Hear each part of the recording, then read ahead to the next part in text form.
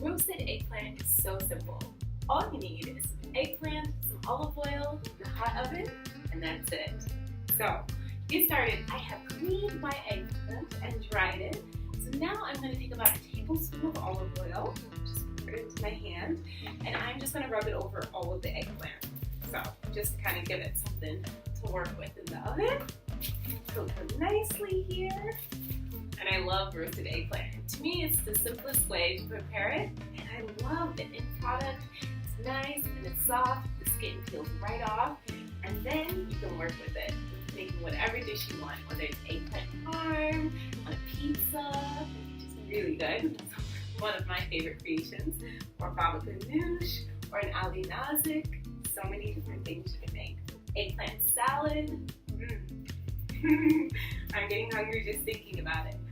And now what I'm doing is I'm taking just a sharp knife and I'm cutting little small slits into the eggplant so that it has a little room to breathe. Kind of like when you poke holes when you're baking baked potatoes. Alright, and then that's it. So now my oven has been preheating for about 375 degrees Fahrenheit. So I'm going to take my eggplant and just pop it right in the oven. Perfect. And now my eggplant is going to roast for about 45 minutes, and then when it's done, I will have my delicious roasted eggplant. That simple. Thanks for checking out my video on how to make your own roasted eggplant, and I hope you check out the rest of them, and I'll see you later.